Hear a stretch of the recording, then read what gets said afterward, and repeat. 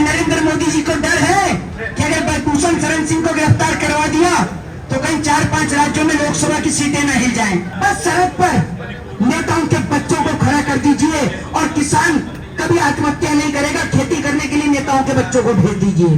कभी ना तो सड़क पे जवान शहीद होगा, न खेत में किसान आत्महत्या करेगा। जानते हैं क्यों सड़क पे जवान शहीद होता है? क्योंकि किसी नेता का बेटा नहीं है ना। इस देश में एक एक करके सबका नंबर आ रहा है। पहले मुसलमानों को बिठाया, फिर जवानों को बिठाया, फिर किसान को बिठाया और अब पहलवानों को बिठा दिया। ना जाने अगला नंबर किसका होगा। आप हिंदुओं की बात करते हैं, हिंदू धर्म की बात करते हैं। कहाँ है आज बजरंग दल? बताइए ना आप मुझे। ये बेटियां मुसलमानों की बेटियां हैं। कहाँ है बजरंग दल? कहाँ है आरएसएस?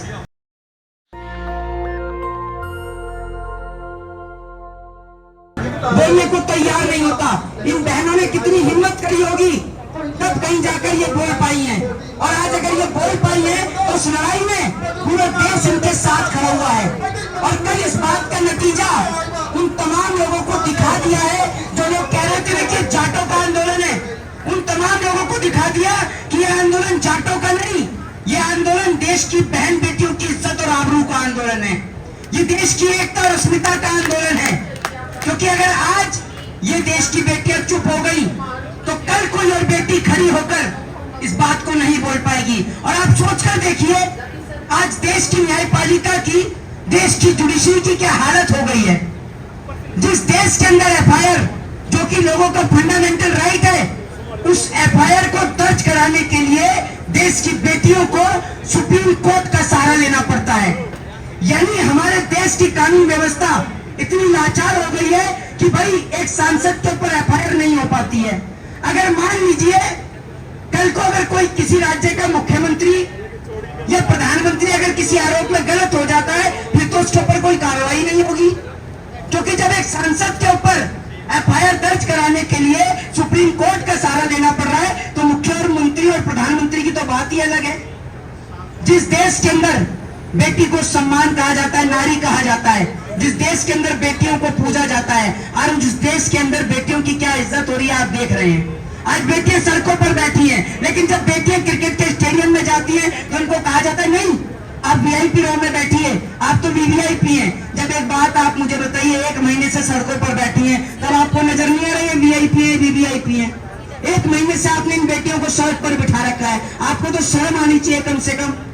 लेकिन देखिए इस देश की गोदी मीडिया को, देखिए इस देश की गोदी मीडिया को, सोकॉल्ड मीडिया को, जो सोकॉल्ड मीडिया ब्रजभूषण शरण सिंह का इंटरव्यू ले रही है। देखिए तो जरा इन लोगों की हिम्मत कि ब्रजभूषण शरण सिंह का इंटरव्यू ले रही है। ये जो लोग यहाँ पर बैठे हुए हैं अपनी गुहार लगाकर, इनका इंटरव्यू लेने का समय नहीं है, लेकिन ब्रजभूषण शरण सिंह का इंटरव्यू ले रहे हैं ये लोग।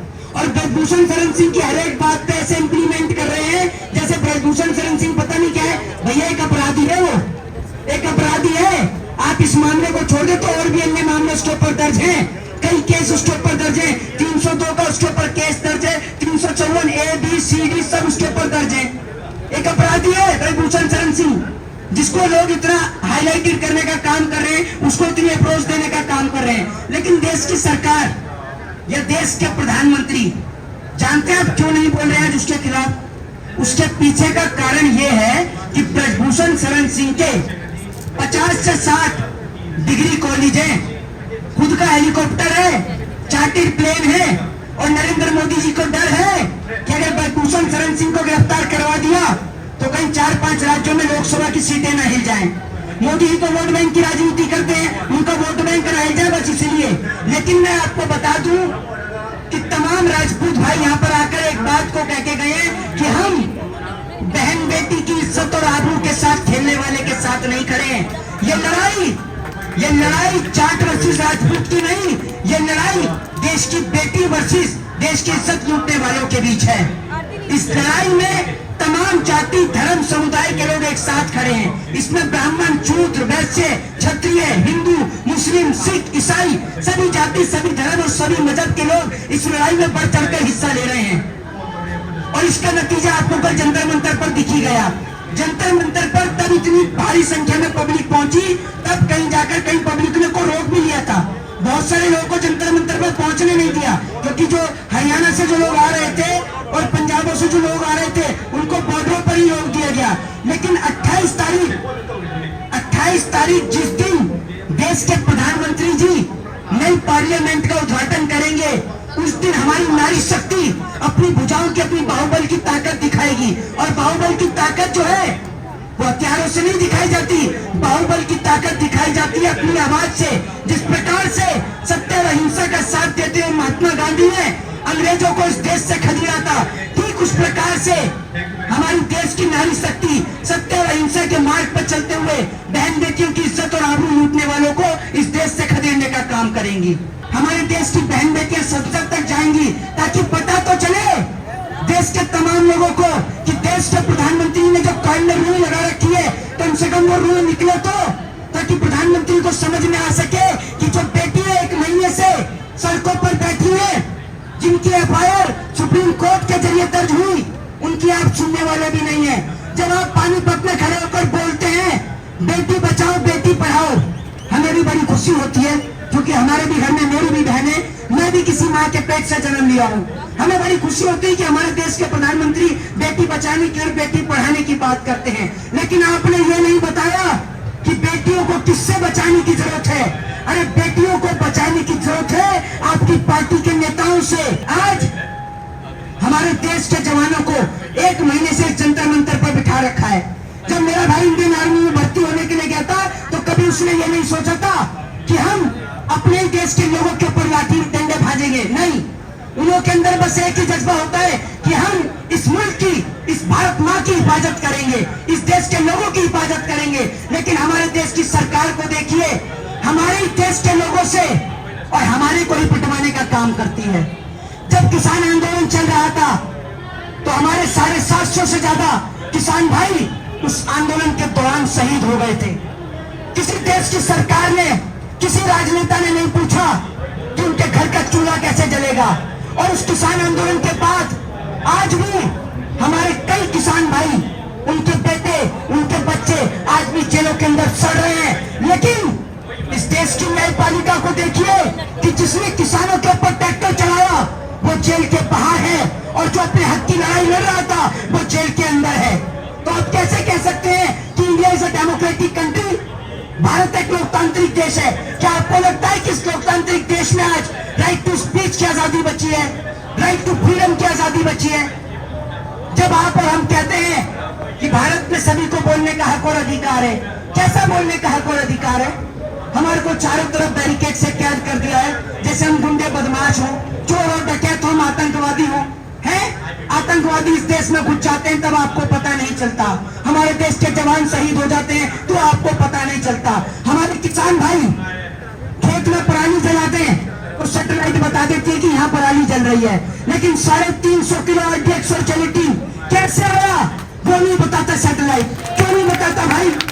इसलिए नहीं बताता क्योंकि सरहद की हिफाजत करने वाला किसी नेता का बेटा नहीं है, ये गरीब किसान का बेटा है। और गरीब किसान का बेटा मरे तो मरे, देश की सरकार को क्या फर्क पड़ता है?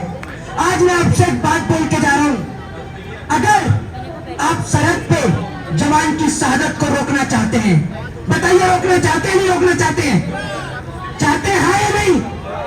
अगर रोकना चाहते हैं तो मैं आपसे एक बात बोल रहा हूं, अगर सरहद पे जवान की शहादत ना रुके तो भाई साहब मेरा सर होगा और आप पर जूता होगा।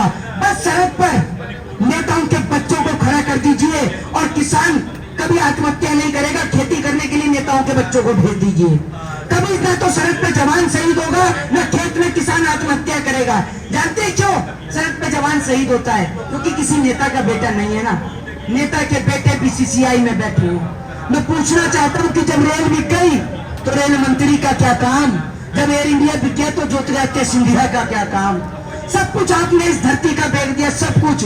आप तो ऐसे बेचे जा रहे हैं जैसे कोई आपके पिताजी को दहेज में देके भूल गया हो। सभी कुछ बेचे जा रहे हो भाई आप तो, हैं? आपने सब कुछ बेच दिया। हमारे देश के प्रधानमंत्री को सोचना चाहिए, समझना चाहिए कि वो जापान की यात्रा कर रहे हैं।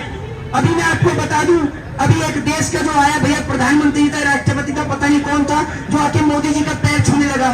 पूरे देश की गोदी मीडिया, अरे देखो मोदी जी का पैर छू रहा है, मोदी जी का पैर छू रहा है। अरे भैया उसका इतना सा देश है, जितना बड़ा हमारे दिल्ली में कूड़े का पहाड़ है ना, उतना सा देश है उसका। आप कह रहे हो कि मोदी जी के पैर छू लिए। अरे मोदी जी की विदेश नीति अगर इतनी मजबूत होती तो अरुणाचल प्रदेश पे तो चाइना के लोग हमारी धरती को मां को कब्जा करके बैठे हैं। मोदी जी क्यों नहीं छुड़ा लेते? क्यों नहीं छुड़ाते नरेंद्र मोदी जी? जरा सवाल का जवाब दें। नरेंद्र मोदी जी दुनिया के बच्चों को तो बहुत सलाह देते हैं ना, पता ही सलाह देते रहते हैं, पकौड़ा तल लो, चाय बेच लो, सब रोजगारी है। अभी मोदी जी का एक भाषण सुन रहा था, भाई साहब इन्होंने मुंगेरी लाल को भी फेल कर दिया, झूठ बोलने में शेख चिल्ली को भी फेल कर दिया। कह रहे जी मेरा एक पूरी बाजू का कुर्ता था, पूरी बाजू का कुर्ता था, मेरे को धोने में बड़ा समय लगता था, मैंने 35 साल भीख मांग के खाई है। ये मोदी जी का ऑफिशियल भाषण है, सुनिएगा। मोदी जी बोलते हैं मैंने 35 साल भीख मांग के खाई है, मेरा पूरी बाजू का कुर्ता था, उसको धोने में समय जाता था, मैंने कुर्ते की बाजू ही काट दी। भैया बताइए, अरे भीख मांगने का कोई टाइम होता है क्या कि सुबह 9 से 12 बजे तक ही भीख मांग सकते हो, उसके बाद नहीं? मतलब एक झूठ बोलने की सरहद और सीमा होती है। फिर बांग्लादेश पहुंच गए मिनिस्टर साहब, बांग्लादेश जाके कहते हैं मैंने बांग्लादेश की लड़ाई लड़ ली। भाई साहब जिस दिन ये बांग्लादेश में ये बात बोली ना कि मैंने बांग्लादेश की लड़ाई लड़ी है, मैं तो उसी दिन से घबरा गया कि कल को अगर ये आदमी श्रीलंका पहुंच गया तो श्रीलंका जाके ये ना कहते कि राम जी की सेना में तो विंग कमांडर नहीं था। मैं तो इसी बात से परेशान हूं। देश के प्रधानमंत्री जी, और मैं आपको मैं बता दूं जिस जंतर मंतर पे आप और हम बैठे हैं, इसी जंतर मंतर पर कुछ टाइम पहले जो है सिलेंडर वाला डिस्को चलता था। ये पीछे देख लो दीवार, यहीं पर सिलेंडर वाला डिस्को चलता था। आज मैं उनका नाम भी नहीं लेना चाहूंगा, बिल्कुल मेरा नाम लेने का मन भी नहीं करता सर। मेरी आत्मा को बड़ा दुख पहुंचता है और देश की बहन बेटियों से भी कहना चाहूंगा कि आप ऐसी महिला को वोट करके भेज देते हैं जो आपकी आवाज भी नहीं उठाती। क्यों करते हैं वोट आप ऐसी महिला को? मत करिए, क्या जरूरत है ऐसी महिलाओं को वोट करने का? इनकी बेटी के ऊपर बात आ जाए तो सदन में चिल्लाएंगी, देश की बेटियों के ऊपर बात आ जाए तो गले से आवाज नहीं निकलती, क्योंकि सत्ता का फेविकोल लटक जाता है। भाई साहब हम किसी से भीख नहीं मांग रहे, हम सरकार से कोई एमपी की कुर्सी नहीं मांग रहे, हम कोई राज्यसभा की सीट नहीं मांग रहे, हम बेटियों का इंसाफ और न्याय मांग रहे हैं। सरकार के आगे घुटने नहीं टेक रहे, भीख नहीं मांग रहे हम किसी से। जो भीख मांगते हैं ना, जिनको एमएलए की टिकट लड़नी है, जिनको एमपी का चुनाव लड़ना है, उनको डर दिखाइएगा आप कुर्सी का। हम नहीं डरते। क्या करेंगे आप हमारा? मार देंगे? नहीं डरते भाई साहब हम मौत से, क्योंकि मेरे दादाजी फ्रीडम फाइटर रहे हैं। ये जो खून है ना, ये स्वतंत्रता सेनानी के बेटे का खून है, याद रखिएगा। हम किससे डरते नहीं है। हमारे भाई जब सरहद पे जान गंवा रहे हैं तो हम भी देश की बेटियों के लिए अपनी गर्दन कटा सकते हैं। हम अपने आप को बड़ा सौभाग्यशाली मानेंगे कि हमारा खून अगर इस देश के लिए काम आएगा, इस देश की मिट्टी के काम आएगा। और आज देश के तमाम नौजवानों को एक बात बोलना चाहता हूँ कि आप लोग ये समझते हैं ना कि आज आप इन बहन बेटियों के साथ नहीं खड़े होंगे, तो याद रखिएगा कल को कोई आपके साथ भी खड़ा नहीं होगा। इस देश में एक एक करके सबका नंबर आ रहा है। पहले मुसलमानों को बिठाया, फिर जवानों को बिठाया, फिर किसान को बिठाया और अब पहलवानों को बिठा दिया। ना जाने अगला नंबर किसका होगा। या तो आप इस सरकार के आगे सरेंडर हो जाइए, घुटने टेक दीजिए, सरकार के खिलाफ आवाज उठाएंगे, या तो सीबीआई और ईडी की आपके पीछे जांच लगा देंगे, नहीं तो उठा के जेल में बंद कर देंगे। लेकिन हम जानते हैं आप जेल बंद करके क्या करेंगे हमें। आप हमें जेल का डराते हैं, हम कोई टेररिस्ट हैं, हम गुंडे बदमाश हैं, हम नहीं डरते आपकी जेलों से। मैं खुद कानून का छात्र हूं, आप किस बेस पे हमें बंद करेंगे? आर्टिकल 19 हमें परमिशन देता है बोलने की, आर्टिकल 19 हमें प्रोटेस्ट करने की आजादी देता है। या सरकार से परमिशन लेके बैठे हुए हैं? प्रोटेस्ट करने की हमें आजादी है।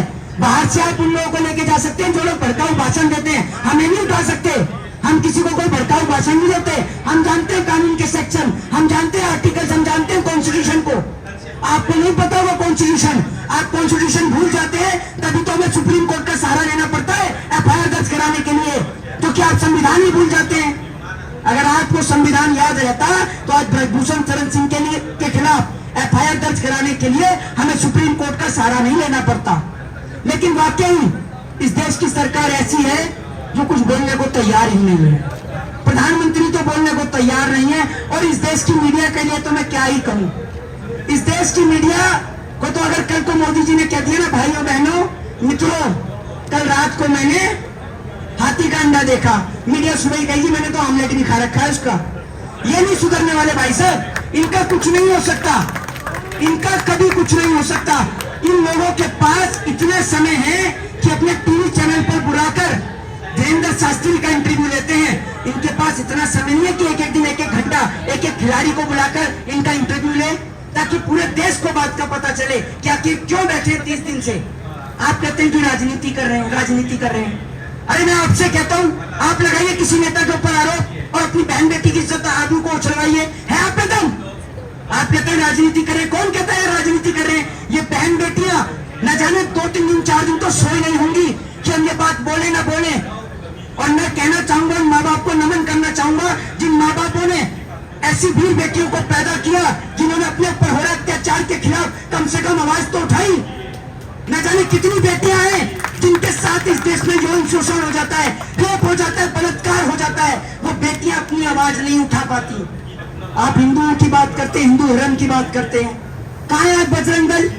बताइए ना आप मुझे, ये बेटियां मुसलमानों की बेटियां हैं, कहाँ है बजरंग दल, कहाँ है आरएसएस, कहाँ है विश्व हिंदू परिषद? बताइए ना आप मुझे, ये मुसलमानों की बेटी थोड़ी है, ये तो हिंदुओं की बेटी है। आप क्यों नहीं आते, क्यों नहीं बोलते आप इन बेटियों के लिए? क्योंकि आपको याद ही सिर्फ तब आता है हिंदू जब इलेक्शन का टाइम होता है, इलेक्शन के बाद कोई हिंदू नहीं है। आप भूल गए, हाथरस में रातों रात एक बेटी के सबको जला दिया गया, रातों रात, जबकि हिंदू धर्म के मुताबिक सूर्यास्त हो जाने के बाद में कभी भी सबको नहीं जलाया जाता, सबका अंतिम संस्कार नहीं किया जाता। लेकिन आप देखिए, रातों रात सबको जला दिया, कोई नहीं बोला। लोग 4 दिन 5 दिन कैंडल लेके निकले, उस परिवार के घर पर गए और आज सब लोग भूल गए। क्योंकि इस देश के अंदर आए दिन इतनी घटनाएं घटित होती हैं कि लोग पिछली घटनाएं भूल जाते हैं। जिस दिल्ली में आप बैठे हुए हैं, इसी दिल्ली में नए साल के जश्न के दौरान एक बेटी को कई किलोमीटर तक घसीट दिया गया। कोई इसलिए नहीं बोला क्योंकि इसमें बीजेपी का नेता शामिल था। भाई साहब, बीजेपी के नेता जो सबसे ज्यादा अत्याचार इस देश के अंदर हिंदुओं के ऊपर ही हो रहा है, ये मैं आपको बता दूं। जब जब बीजेपी की सरकार सत्ता में आती है, तब तब इस देश में सबसे ज्यादा हिंदू ही मरता है, मैं आपको बता दूं। क्योंकि अगर हिंदू मरेगा नहीं तो इन्हें वोट भी नहीं मिलेगा। हिंदू मुसलमान के नाम पर लड़ाने के नाम पर ही तो वोट लेते हैं। इनसे कोई पूछे कि जो आप हिंदू मुसलमान करते हैं, आपकी पार्टी में जो मुसलमान दमाद है, इनका क्या होगा? इनका कुछ होगा नहीं होगा? बताइए ना, आप मुझे पूरे देश को सिखाते हैं आप हिंदू मुसलमान। नरेंद्र मोदी जी जाएंगे, तमाम मजारों पर चादर चढ़ा के आ जाएंगे। ये दिल्ली जो है ना, इस दिल्ली के जो सांसद है, एक से बढ़कर एक हैं। एक वो मनोज तिवारी हैं, कम से कम उन्हें तो आना चाहिए, वो भी नहीं आते। गौतम गंभीर है, वो भी नहीं आते। आएंगे कहाँ से? वो गाना गा रहे हैं, बेबी बियर पी के नाचे लू छम छम। और एक वो गौतम गंभीर है, वो गौतम गंभीर है। भाई साहब, उनके क्षेत्र का कोई आदमी बीमार हो जाए तो उनको ढूंढते ढूंढते परेशान हो जाए। वो क्रिकेट के स्टेडियम में बैठा रहता है बंदा, उसको कोई फर्क ही नहीं है। अगर कोई आदमी बीमार हो जाए, अपने सांसद से लेकर लिखवाएगा ना, कहाँ लिखवाएगा? पहले ढूंढेगा कि कौन से स्टेडियम में मेरे सांसद जी, फिर वहां जाके लेटर लिखवाएगा। आप सोच कर देखिए, हमने देश कैसे लोगों के हाथों में दे दिया। हमारे देश का रेलवे बेच दिया, एयर इंडिया बेच दिया, BSNL बेच दिया, MTNL बेच दिया, और तो और हमारे देश की जो तमाम एजेंसियां हैं, हमारे देश के जो जवान भाई हैं, अग्निपथ स्कीम के दौरान उनको भी नहीं छोड़ा। एक सवाल का आप मुझे जवाब दीजिए। ये लोग कहते हैं कि 5 साल के बाद जब अग्निपथ की स्कीम से हमारे जवान जब बॉर्डर से लौट कर आएंगे तो वो लोग बिजनेस कर सकते हैं। एक बात आप मुझे बताइए, आप तमाम मेरे बुजुर्ग चाचा बैठे हुए हैं यहाँ पर, ताऊ जी बैठे हुए हैं, एक बात आप मुझे बताइए, आपके सबके बेटे आर्मी में हैं, खेती बाड़ी करते हैं, आप सबको अच्छी तरीके से पता है। एक बात आप मुझे बताइए, जब आपका बेटा मिलिट्री की तैयारी करता है तो क्या उसके अंदर कभी ये सोच आती है कि मैं पैसे कमाऊंगा? आती है क्या? कभी नहीं आती जी, आती ही नहीं है। इसलिए नहीं आती क्योंकि वो सिर्फ अपने देश की सुरक्षा की करना चाहता है, अपने देश के सरहद की हिफाजत करना चाहता है। सरकार कहती है कि वो बिजनेस कर लेगा। अरे अगर बिजनेस करना होता तो पहले बिजनेस ही कर लेता, क्यों भैया इतनी मेहनत करता? और आप एक 15-15 रुपए में मेडल आते हैं। भैया इस 15 रुपए के मेडल के लिए 15-15, 20-20 साल खपाती है हमारे देश की बहन बेटियां। जब आप सोचिए, ओलंपिक चल रहा था, हमारी निगाहें टीवी के ऊपर गड़ी हुई थी कि कहीं कोई तो हमारे देश का नाम रोशन करे, कहीं तो हमारे देश का नाम आए। टीवी पर सब लोग आंखें गड़ा कर बैठे थे। तब पता चलता है ओलंपिक में भारत देश ने गोल्ड मेडल लिया और पूरा देश झूम उठता है। हमारे देश की बहन जो यहाँ पर आज बैठी है, जब ये गोल्ड लेकर आती है तो पूरा देश में दिवाली मनने लग जाती है, लोग बम पटाखे फोड़ने लगते हैं, उत्सव का माहौल हो जाता है। क्योंकि विदेश की धरती पर भारत देश का तिरंगा लहराने का काम इस देश की बेटियों ने किया है। लेकिन आपको मैं एक बात बता दूं, जो हालात इस देश के पहलवानों के हैं, वही हालात इस देश के जवान के भी हैं, इस देश के किसान के भी हैं। अभी कुछ दिन पहले जम्मू कश्मीर के अंदर 5 जवान वीर गति को प्राप्त हो गए। जानते हैं उस 10 साल की बेटी जो जवान जो शहीद हुआ, उनके 10 साल की बेटी क्या बोलती है अपने पिता से? उनके पिताजी का पार्थिव शरीर रखा हुआ होता है, वो बेटी बोलती है कि पिताजी मुझे आपसे कुछ नहीं चाहिए, बस आप एक बार खड़े हो जाइए। शर्म आनी चाहिए ऐसी देश की सरकार को जो हमारे देश के जवानों को शहीद करवा रही है। शर्म आनी चाहिए। एक बात आप मुझे बताइए, इस देश ने इतनी लड़ाई लड़ी, 1966 ताशकंद समझौता, 1962 इंडिया से चाइना की वॉर, 1972 बांग्लादेश हमने बनाया, इतनी लड़ाई हमने लड़ी। क्या एक भी लड़ाई में, एक सिंगल लड़ाई में किसी नेता का बेटा शहीद हुआ है क्या? जरा बताइए आप मुझे। ये कभी कोई जवान शहीद हो जाता है ना, बस इनकी जिम्मेदारी कहां तक है? ये जवान शहीद हो गया, बस उनके घर पर जाएंगे, जब जवान का अंतिम संस्कार किया जाता है बस वहीं तक खड़े रहेंगे और उसके बाद ऐसे खड़े हो जाएंगे, उसके बाद में फोटो फाटो खिंचाएंगे बस, और उसके परिवार के साथ में बस ये हमें बड़ा दुख है, बस इतना करने के बाद ये घर चले जाएंगे। उसके बाद कोई नेता, कोई मंत्री, कोई सांसद भी आकर नहीं पूछता कि आपके घर में आपकी बहन की शादी कैसे होगी, आप अपनी बेटी को पढ़ाएंगे कैसे, ये कोई नहीं पूछता, क्योंकि इनको फर्क क्या पड़ रहा है? इनके बेटे तो बैठे हैं बीसीसीआई के अंदर, एक का बेटा विदेश में पढ़ रहा है, इनको कोई फर्क नहीं है। ये तो ये चाहते हैं कि ये देश को कल गुलाम होता है तो आज हो जाए, इनको कोई फर्क नहीं है, क्योंकि इनका इस देश की आजादी में योगदान ही क्या है? कोई योगदान नहीं है इनका इस देश की आजादी में। नेशनल दस्तक की आपसे गुजारिश है कि अगर इसको बचाना चाहते हैं तो नेशनल दस्तक को सब्सक्राइब करने के लिए रेड कलर के सब्सक्राइब बटन को दबाएं, फिर बेल आइकन की घंटी दबाएं। नेशनल दस्तक को बचाने के लिए बहुत जरूरी है कि हर खबर को शेयर करें, लाइक करें, कमेंट जरूर करें।